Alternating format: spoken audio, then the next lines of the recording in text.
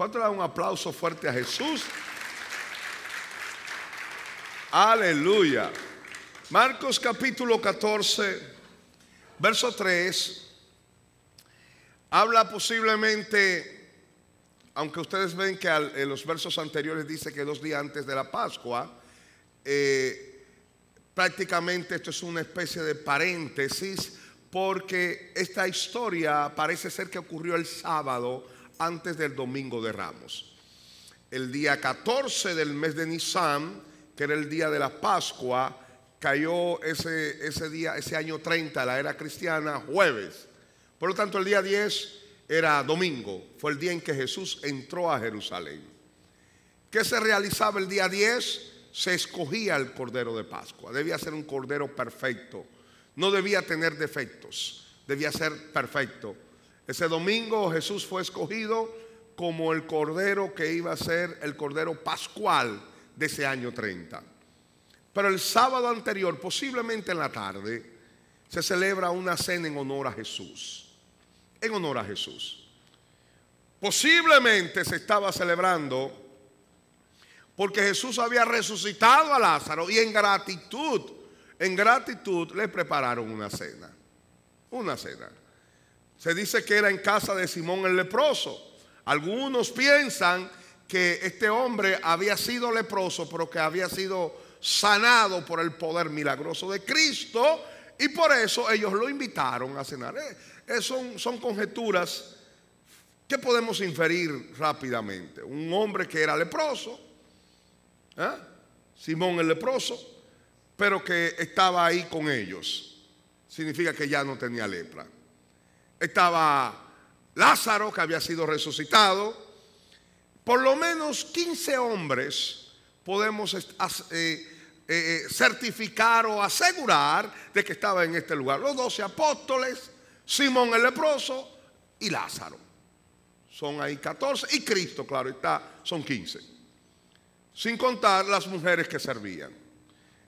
Como de costumbre en esos tiempos, los hombres estaban separados de las mujeres por lo regular. Vamos a leer Marcos capítulo 14, verso 3. Pero estando él en Betania, Betania es una ciudad pequeña muy cerca de Jerusalén, en casa de Simón el leproso, y sentado a la mesa vino una mujer con un vaso de alabastro de perfume de nardo. Si leemos los otros evangelios, sabemos que esta mujer era María, la hermana de Lázaro, aquella que se sentaba a los pies del maestro a recibir las instrucciones directas del reino de los cielos.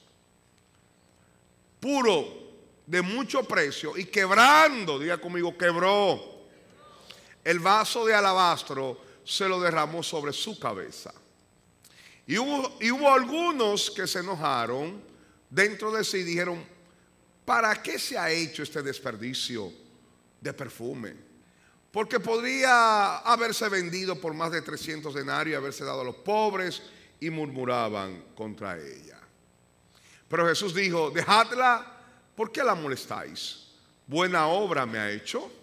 Siempre tendréis a los pobres con vosotros, y cuando queráis les podréis hacer bien, pero a mí no siempre me tendréis.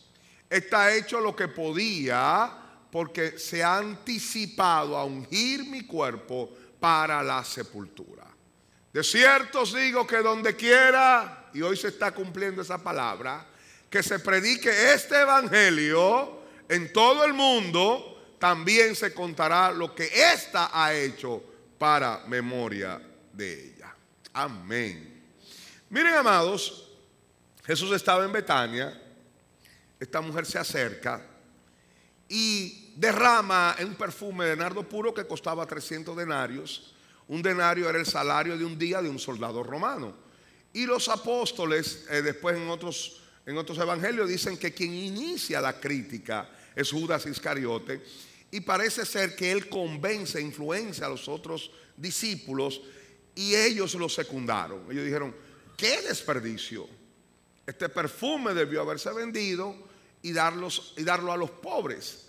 Jesús sale en su defensa y dice: no la molesten, porque lo que ella está haciendo es ungiendo mi cuerpo, porque me está preparando, se ha anticipado a mi sepultura. Sabemos que Jesús fue perfumado o ungido desde la cabeza hasta los pies, y que ella enjugó. Cuando vemos y leemos los versos paralelos de los otros evangelios, nos damos cuenta que realmente el perfume fue derramado sobre todo el cuerpo de Jesús, empezando de la cabeza hasta los pies, y ella enjugó los pies del maestro con sus cabellos. Sabemos que era María de Betania, aquella a quien Jesús amaba, junto con Marta. Su hermana se llamaba Marta. Recuerden que Marta estaba muy ocupada en otro almuerzo. ¿Por qué será que donde hay cristiano hay comida, no? Había un almuerzo y Jesús llega y Marta estaba muy afanada preparando no sé qué cosa, mientras María estaba a los pies del maestro escuchando las enseñanzas, las palabras de Dios, el maná del cielo que salía a través de los labios del rabino de Galilea.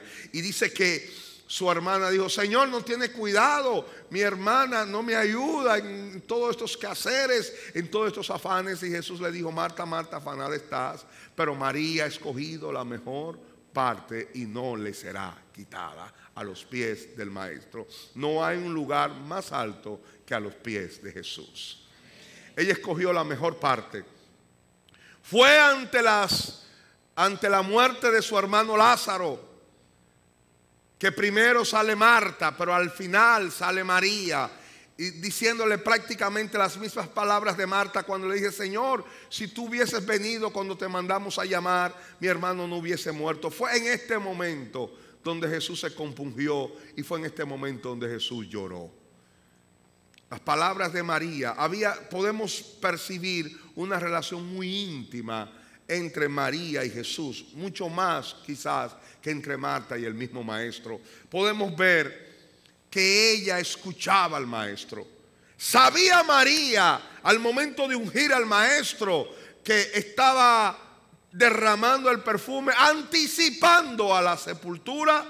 ¿Lo sabía? No lo sabemos, pero yo pienso que sí. Yo creo que sí. Ella pudo percibir, escuchando al maestro, de que él iba a morir en una cruz, que él iba a morir por nuestros pecados. Algunos dicen y algunos piensan que simplemente ella lo hizo guiado por el Señor. Fue una guianza. Sabemos que esto no fue algo humano, fue Dios que dirigió a esta mujer, pero ¿sabía ella lo que estaba haciendo realmente? Yo pienso que sí. Jesús mismo declara la palabra y el propósito por la cual ella estaba ungiendo al maestro: ella me ha ungido para mi sepultura. En otros evangelios dice que el perfume llenó toda la casa fue llena de ese perfume. El olor del nardo puro, producto de unas hojas que nacen en el Himalaya, a miles de kilómetros de distancia. Por eso era tan caro. Y ella derrama el perfume desde la cabeza hasta los pies.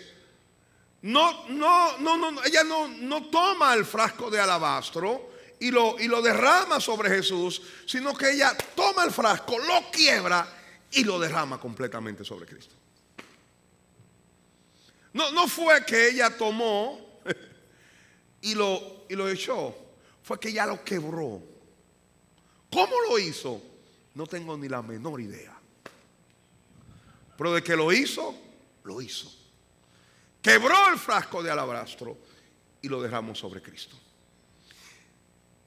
Yo en estos días le pregunté al Señor: nosotros no tenemos esta costumbre, pero los judíos ungen a sus muertos con aromas, con especias, con mirra. Y yo decía: Señor, a los muertos o a los difuntos se ungía después que perecían. Pero en el caso de Cristo, en el caso de Jesús, Él fue ungido antes de morir y después también de morir. La palabra unción es untar. Y Dios habló a mi corazón y Dios me dijo: porque yo primero unjo a mis escogidos y después lo mato. Todo el que es ungido por Dios, Y cuando yo estoy hablando de ungido, estoy hablando no de un pastor, no de un predicador famoso. Cuando yo hablo de un ungido, estoy hablando de hombres y mujeres que han sido apartados para Dios, que es la iglesia de Cristo. Cuando estamos hablando de ungido, amado, yo no me estoy refiriendo ni al pastor, ni me estoy refiriendo a un apóstol. Yo me refiero a cada uno de ustedes que han sido redimidos por la sangre de Jesús. Ustedes están ungidos para Dios. Dios, todos los utensilios del Antiguo Testamento, del tabernáculo, primero eran ungidos y eran apartados para Dios, capacitados para una labor específica por el poder de Dios, pero para Dios. Nosotros estamos hablando de que Jesús fue ungido para después morir. Muchos de nosotros somos ungidos y separados y escogidos en Cristo Jesús para vivir para Dios. Todos nosotros somos como esos frascos de alabastros. Pablo hablaba de un frasco de barro que tiene un tesoro. Y en esos frascos de alabastros hay un perfume de gran valor dentro. Ustedes que han nacido de nuevo tienen una nueva criatura dentro de ustedes mismos. Tienen un tesoro dentro de ustedes. Cristo en nosotros, la esperanza de gloria. Tienen ustedes una nueva criatura que es eterna.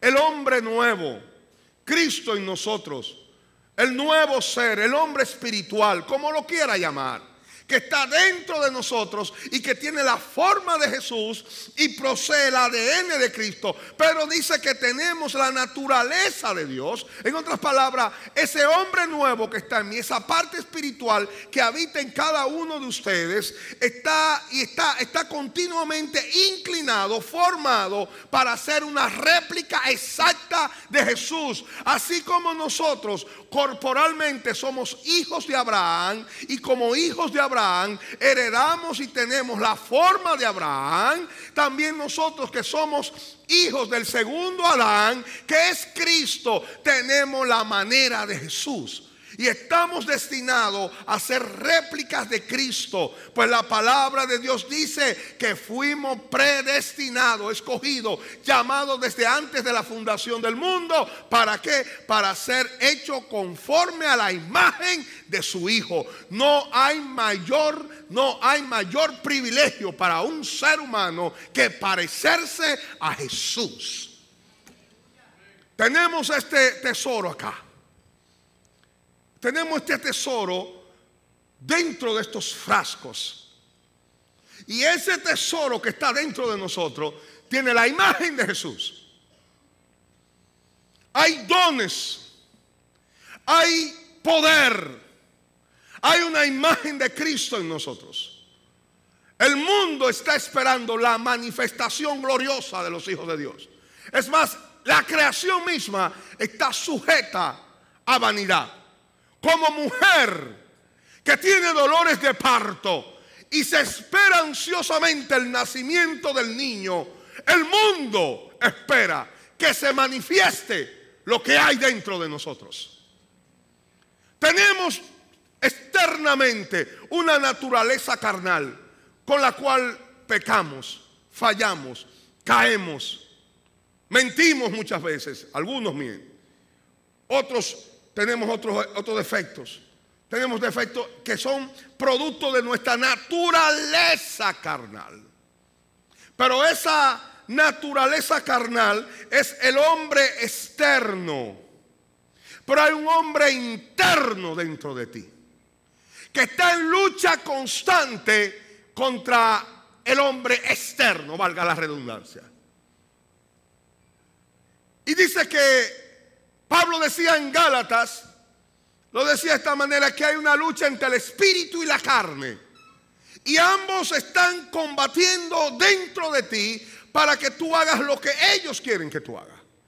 La carne te dice duda, la carne te dice habla, la carne te dice reacciona, el espíritu te dice ama, el espíritu te dice confía. el Espíritu te dice, espera.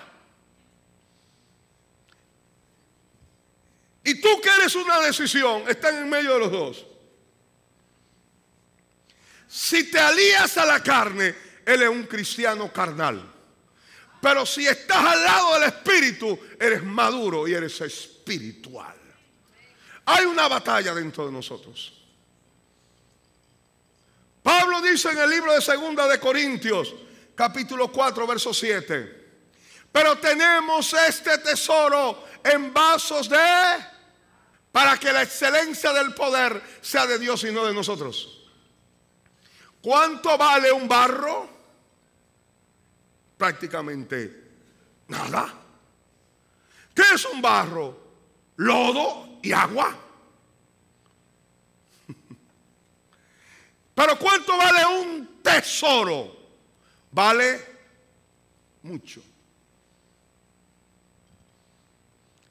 Pastor, ¿y esto es válido para todo el mundo? Sí. Todo aquel que ha nacido de nuevo se le ha colocado un tesoro dentro de sí mismo. Pero el problema es que hay gente que solamente te está viendo por fuera porque ve barro, no ve tesoro.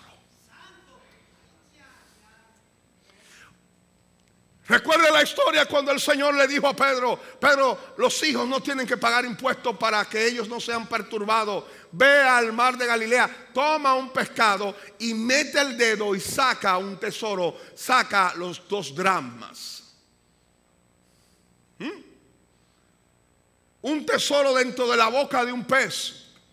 Porque en el caso de Pedro, un pez significaba almas, vidas. Los peces que vienen a las iglesias. Y hoy día no estamos hablando que estamos pescando. Hoy día estamos hablando que en estos tiempos son los peces que se meten a la barca y dicen: pésquenme. Cada uno de esos peces que el Señor trae a la iglesia tiene tesoro dentro de ellos mismos. Dones, talento, la imagen de Cristo, el hombre nuevo, la excelencia, la manifestación de la grandeza de los hijos de Dios. Está dentro de ellos. Pero el problema es que están cubiertos por barro. Y dentro de ese barro están las malas crianzas, nuestros instintos humanos, están nuestros malos hábitos. Hay un barro. Nuestra arrogancia, señores, la arrogancia, el orgullo. Y no estoy hablando de nadie, estoy hablando de cada uno de nosotros. Es parte de nuestra naturaleza carnal. El hombre de por sí es orgulloso. Viene en el paquete. Entonces, ¿qué está ocurriendo? Que este tesoro ha sido depositado en este frasco. Pero Pablo dice en 2 de Corintios, capítulo 4, que tenemos este tesoro en vasos de barro. Cuando vemos el vaso, ni nos imaginamos qué es lo que hay adentro. Ahora, ¿pueden imaginar, por favor, que yo tengo una de las joyas más valerosa, más ponderada, más aquilatada de toda América? Vale millones de dólares. Una costosísima alhaja. Y yo tomo una funda. ¿Cómo le llama el material de la funda de los que le dan a uno en los colmados? Esa funda de papel. ¿Papel qué? Papel Manila. Esa es la que uno usa para cuando uno compra tostones con salchichón frito, ¿no? Y uno hace así, se seca la boca, ¿no? Lo que hacían aún siempre cuando era muchacho. Ese tipo de papel. Y usted se puede imaginar que Dios toma un tesoro y lo coloca en papel Manila. Y donde quiera que usted lleve su funda de papel Manila, la gente piensa: ahí hay tostones con salchichón. Pero nadie piensa que hay un tesoro. Porque toda persona que va a regalar un regalo caro invierte dinero en el embalaje, en el regalo, en la caja. Es parte del elemento sorpresa. Qué hermoso. Es más, cuando usted da un embalaje muy hermoso, ya ella está pensando que lo que hay adentro debe ser también costoso. Pero nadie se le ocurriría gastar 300 pesos en un embalaje para regalar un regalo de 50 pesos. ¿O no? Sin embargo, Dios es distinto. Dios le plugo a Dios establecer un gran tesoro, Cristo Jesús, dentro de nosotros, en un embalaje que aparentemente no tiene ningún tipo de valor. No, aparentemente así es. Está destinado a perecer. ¿Qué hay que hacer con un embalaje que no tiene valor? El barro impide que el perfume que hay adentro pueda invadir toda la casa. El barro impide que la gente vea la gloria de Cristo dentro de ti. El barro impide que lo que hay dentro de ti pueda ser usado para perfumar a otros. El barro impide que la gente vea la grandeza de Jesús que hay dentro de nosotros. El barro impide que la gloria y el poder y la unción que Dios ha derramado sobre ti pueda salvar, restaurar, sanar a otros. ¿Qué hay que hacer con el barro? Hay que romperlo. Hay que quebrarlo. ¿Y cómo Dios lo quiebra? ¿Cuántos quieren saber? Verso 8, por favor. Que estamos atribulados en todo, mas no angustiados. En apuros, mas no desesperados. Perseguidos, mas no desamparados. Derribados, mas no destruidos. ¿Cómo quiebra el Señor nuestros frascos de barro o de alabastro? Atribulado, perseguido, en apuros y derribado. Diga al que está a su lado: atribulado en todo. Va allí tribulación, aquí tribulación, allá tribulación. ¿Qué significa en todo? En griego, en todo significa todo.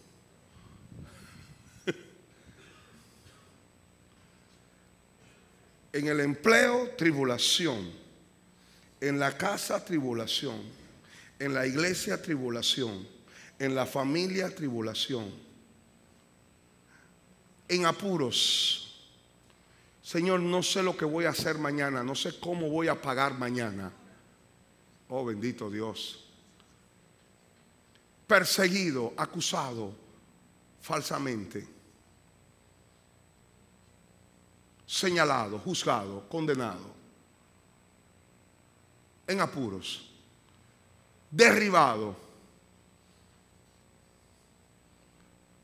Me empujaste con violencia para que cayera, pero Jehová sostuvo mi mano. Todas estas cosas, lo que producen en nosotros es un rompimiento para que lo que está dentro salga afuera. John Stott, en su libro La Cruz de Cristo, habla de 3 tipos de muerte. Él habla de la muerte legal, número 1, del cristiano. Estamos hablando del cristiano. Él habla de la muerte legal, que estamos con Cristo juntamente crucificados, y ya no vivo yo, mas vive Cristo en mí. Eso se habla de la muerte legal. Todos nosotros en Cristo estamos muertos. Pero hay una segunda muerte, que es la muerte al pecado, la muerte a la naturaleza carnal. Yo debo negarme a mis pasiones, negarme a mi lascivia, negarme a mi lujuria, negarme a mi duda, negarme a mi incredulidad, negarme a los celos, negarme a la envidia. Ese negarse a sí mismo, ese disciplinar la carne y llevar mi cuerpo a la cruz. Tengo tentaciones en la calle, tengo tentaciones en la empresa, pero yo debo negarme a caer, a sucumbir, a colapsar, a claudicar delante de ellos, y yo estoy crucificando mi carne en pro de mi obediencia obediencia a Cristo. Eso es llevar la segunda muerte, la muerte de cruz. Ahora hay una tercera muerte, que son los padecimientos por la obra de Jesús. Todo el que quiera vivir piadosamente sufrirá persecución. En el libro de Filipenses capítulo 1 verso 29 dice: porque a vosotros os es concedido a causa de Cristo, no solo que creáis en Él, sino también que padezcáis por Él. Es un alto privilegio padecer por Jesús. En Colosenses capítulo 1 verso 24 dice, Colosenses capítulo 1 verso 24: ahora me gozo en lo que padezco por vosotros y cumplo en mi carne lo que falta de las aflicciones de Cristo por su cuerpo, que es la iglesia. ¿Cuántos saben que hay ciertas aflicciones que Jesús le faltó por la iglesia? No porque no tenía capacidad de asumirla, sino porque Él la permitió para que nosotros la padeciéramos. ¿Cuántos saben eso? ¿Cuántos saben que la obra de Dios se padece? ¿Cuántos saben que todo el que quiera trabajar en la obra sufrirá persecución? ¿Cuántos saben que hay una muerte a causa de servir en la obra de Dios? ¿Cuántos saben que no se puede servir a Cristo, ministrar en la iglesia y ser popular? ¿Cuántos saben que no solamente se necesita tener un don o algo? Tenemos que tener conciencia que servir a Dios es una carrera contra los padecimientos, contra las persecuciones. La palabra de Dios dice que todas estas cosas le aconteció a Pablo, le aconteció a Pedro y le aconteció a todos los hombres de Dios que trataron de buscar y servir a Dios. Todo el que quiera vivir piadosamente sufrirá persecución. Eso es parte de la palabra del Señor y así es.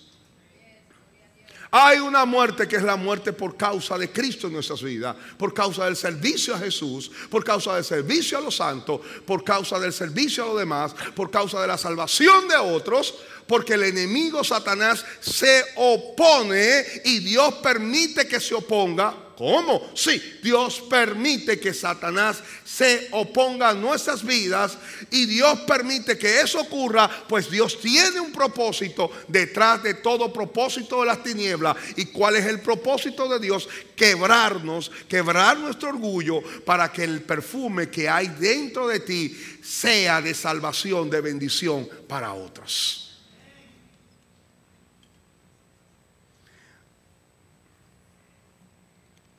Dios no va a usar lo que primero no quebranta.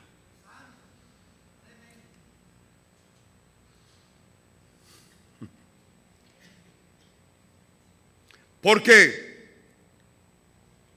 ¿Por qué razón? Para que no nos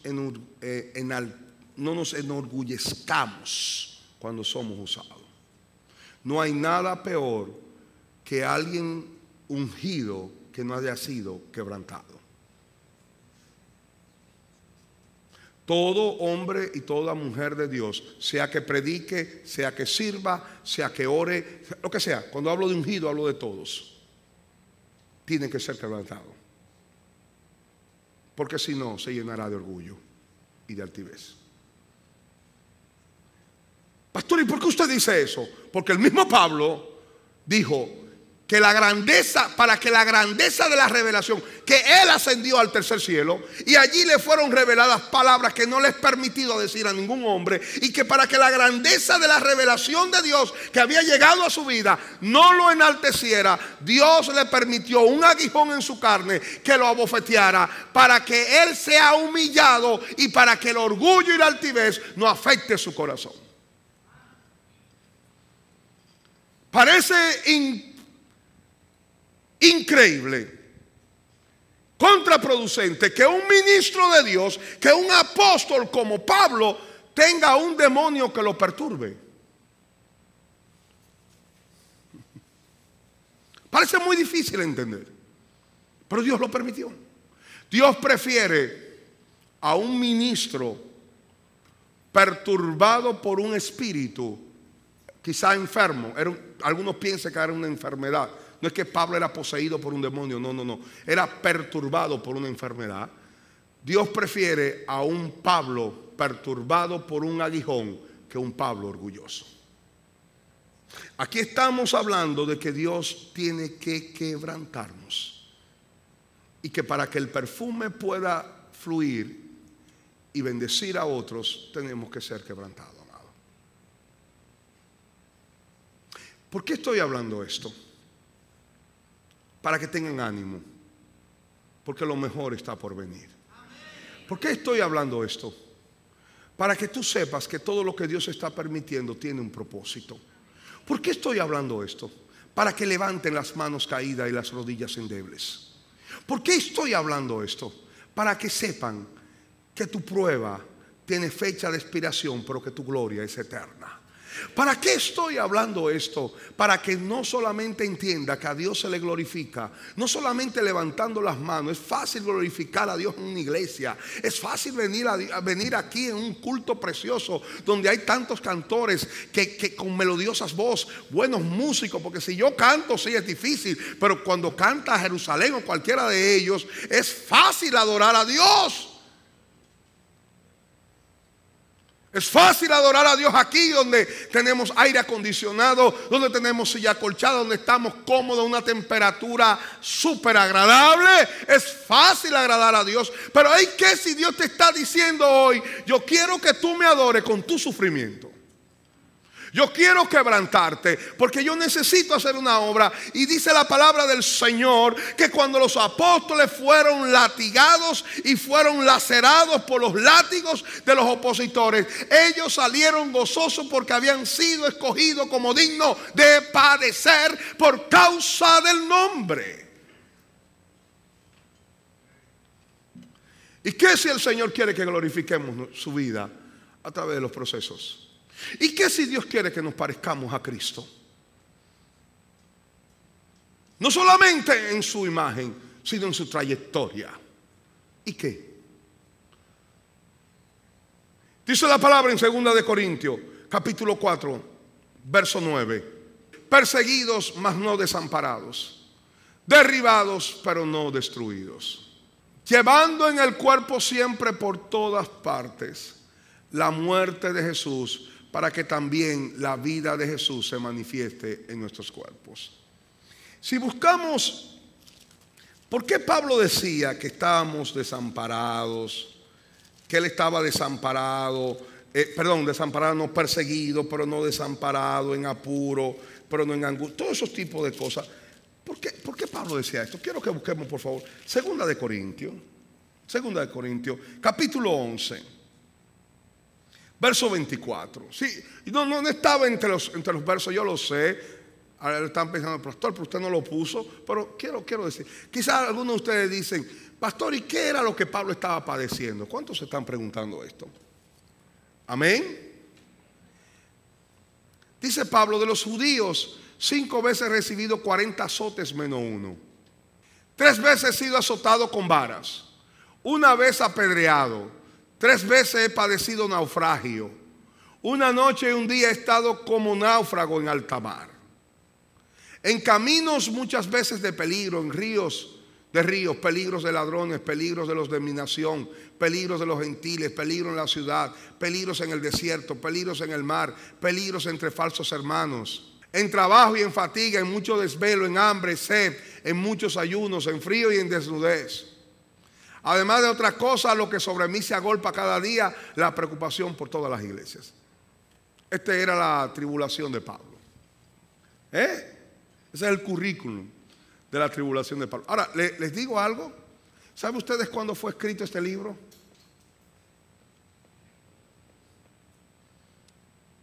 Segunda de Corintios, año 56 de la era cristiana. Le tengo otra noticia. A Pablo le faltaba lo peor. Aún no lo habían tomado preso en Jerusalén. Aún no había estado en naufragio camino a Roma. Aún no había pasado por el problema de estar preso 4 años, 2 años en Cesarea y 2 años en Roma. Aún no había sido decapitado. Pablo está diciendo que está pasando todo esto, pero esto no es la totalidad de sus tribulaciones, porque esto ocurrió, y él lo escribió en el año 56, 57 más o menos, después de Jesús. O sea, que a Pablo le faltaba mucho. Volvemos de nuevo, 2 Corintios capítulo 9, capítulo 4, verso 10, por favor. Llevando en el cuerpo por siempre todas partes la muerte de Jesús, para que también la vida de Jesús se manifieste en nuestros cuerpos. Porque nosotros que vivimos siempre estamos entregados a muerte por causa de Jesús, para que también la vida de Jesús se manifieste en nuestra carne mortal. ¿Qué dice Pablo? ¿Cuál es el propósito de todos estos procesos? Que la vida de Jesús se manifieste a través de nuestras vidas, valga la redundancia. Todo esto es para que la vida de Cristo se manifieste. Porque nosotros que vivimos siempre estamos entregados a muerte por causa de Jesús, para que también la vida de Jesús se manifieste en nuestra carne mortal. Verso 12, por favor. De manera que la muerte actúe en nosotros y en vosotros la vida. Un cristiano que manifieste a Cristo da vida. Un cristiano que no manifieste a Cristo imparte muerte.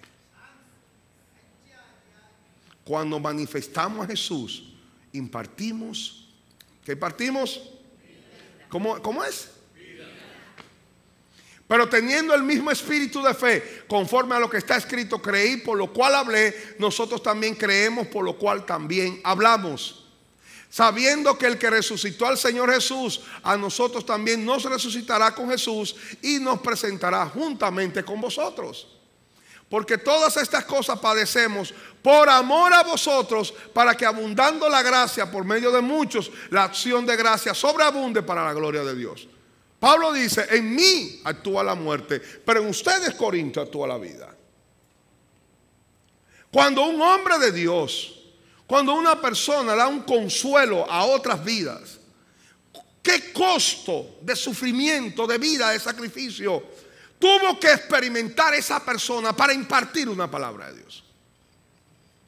La gente escucha un mensaje, la gente escucha a un cristiano y dice: wow, Dios, ¿cómo te usó el Señor?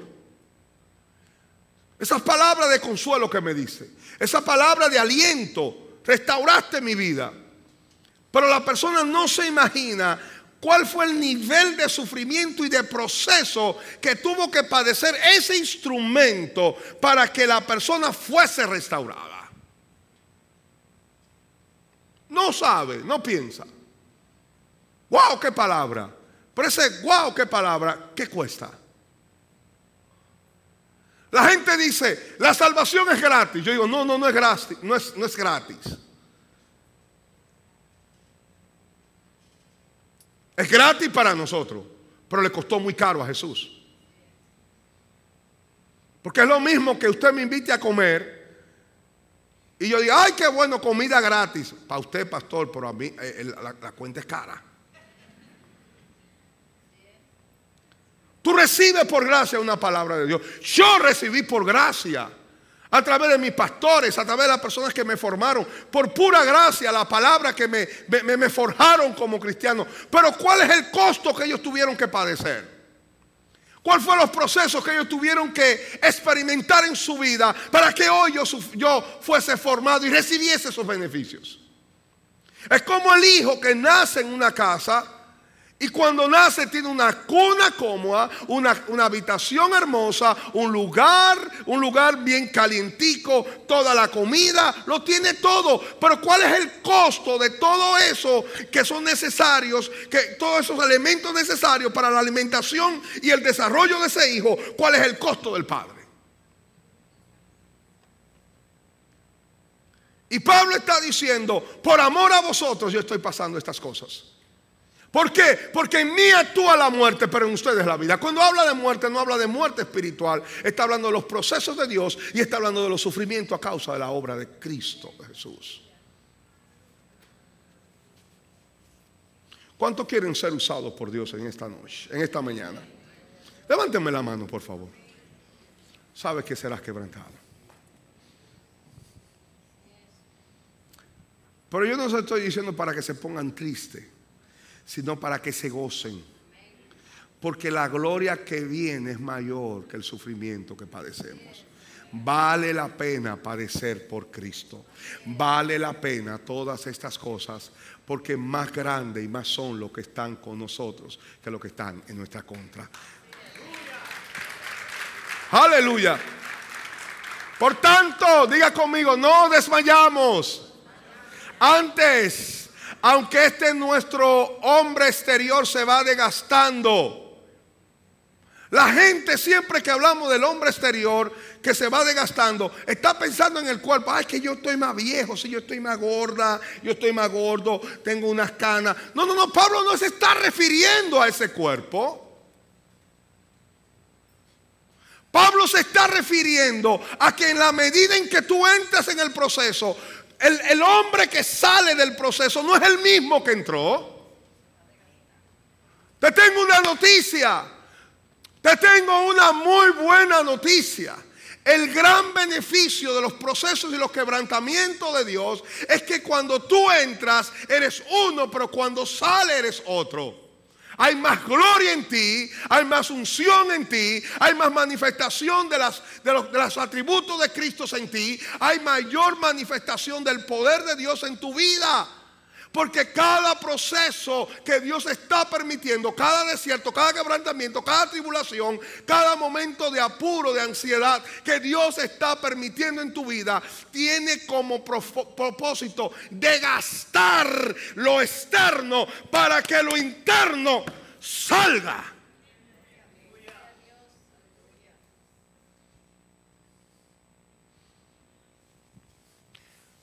Voy a decir algo muy importante.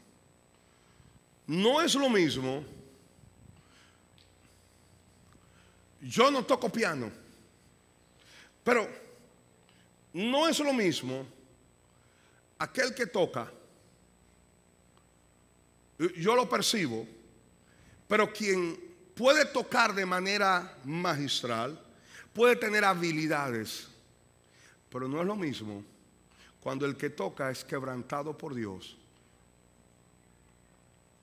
Aquel que toca que no tiene ningún tipo de proceso. No es lo mismo cuando alguien canta y aunque tú dices tiene una bonita voz, pero lo que escucho es una voz hermosa, a una persona que cuando canta abre los cielos espirituales y la gente dice, aquí hay gloria.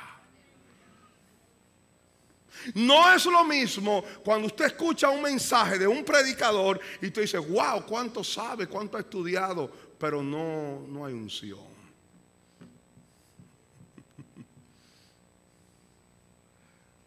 Por eso Pablo dijo, no he venido a ustedes con palabras persuasivas de humana sabiduría, sino con manifestación de espíritu y de poder. Porque una cosa es un frasco de alabastro con perfume y otra cosa es un frasco de alabastro quebrado que llena la casa de perfume. Amén. Por tanto no desmayamos y aunque este hombre exterior se va desgastando, el interior no obstante se renueva. Diga conmigo, se renueva día a día. Porque esta leve tribulación momentánea produce en nosotros un cada vez más excelente y eterno peso de gloria.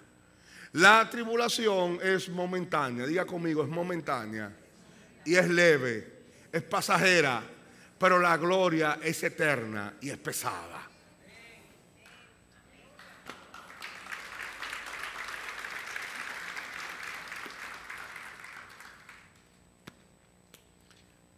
El Señor dijo, si el grano de trigo no cae a tierra y muere, queda solo. Pero si muere, llevará muchos frutos. ¿Cuándo muere el grano de trigo? Cuando su cáscara, su piel puede rasgarse y salir lo que hay dentro de ese grano. Ese grano de trigo tiene vida adentro. Pero para poder salir, tiene que caer a la tierra, de ser derribado. Y yo quiero decirte que algunos serán derribados con crítica, con cualquier situación, con lo que sea. Caen a tierra para que esa cáscara sea rasgada y nazca la vida que hay en ti. Porque somos instrumentos de reconciliación en esta tierra. Porque somos instrumentos en las manos de Dios para salvación para otros. Hermano, Dios te ha ungido para que tú seas de bendición a otros. Dios te ha bendecido para que tú seas de bendición. Dios te ha ungido para que tú seas un instrumento de consolación y de aliento para otras vidas. Pero Dios, antes de usarte, necesita quebrarte. Porque la palabra del Señor dice que Dios no tendrá ningún tipo de relación con carne y sangre. Él se trata solamente con espíritu. Dios es espíritu y los que le adoran en espíritu y en verdad es necesario que le adoren.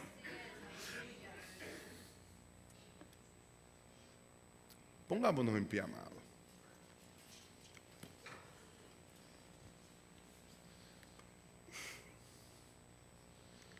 Alguien dijo en una ocasión: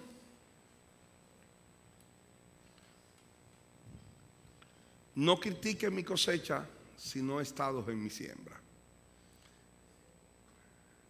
Dios es un Dios de poder.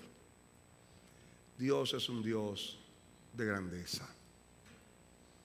Nuestro Dios es un Dios glorioso. Todo lo que Dios hace y permite es para nuestro beneficio y para la bendición de los demás. Todo obra para bien.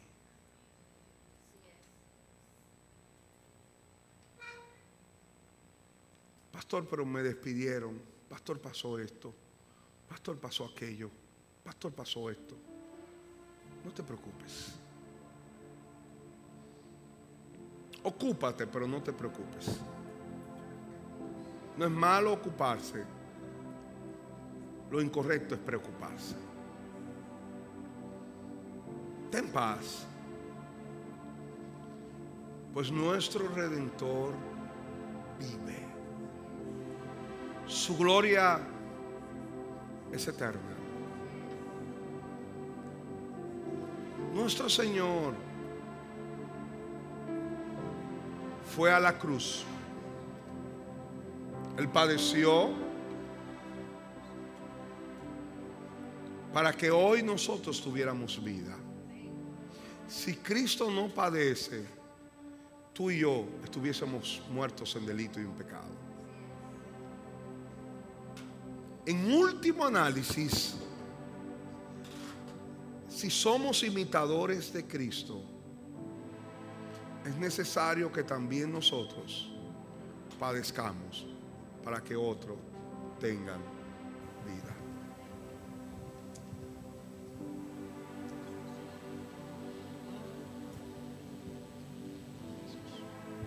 Pastor, ¿por qué usted dice eso?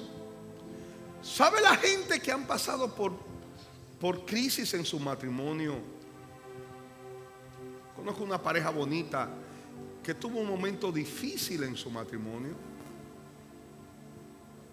Mucho sufrimiento, mucho dolor. Pero Dios, Cristo vino a ese hogar y lo restauró. Y hoy están restaurando hogares. Hoy están restaurando vidas.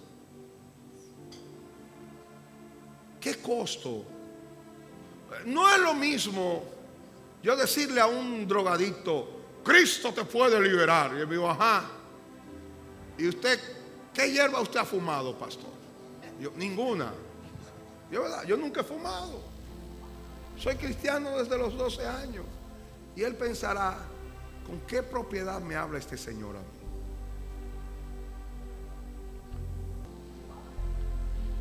Cuando una pareja sale del valle de la sombra de la muerte de su matrimonio,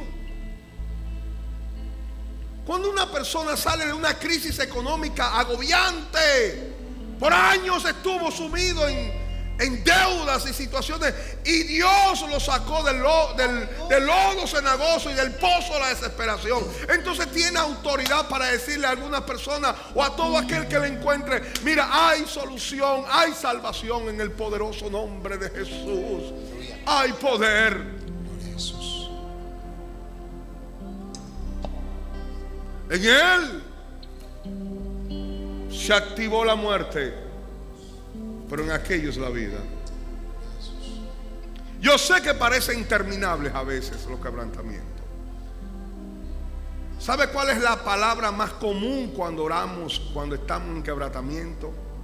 ¿Hasta cuándo? ¿Hasta cuándo? Te voy a decir algo. No importa cuánto diga hasta cuándo, Dios no te va a hacer caso. Hasta que el pan esté listo. Cuando el pan está listo, se saca del horno. No importa cuánto grite el pan. ¡Sáqueme! El panadero va a subir las temperaturas del horno para que sea tostado y sea de alimento a otros.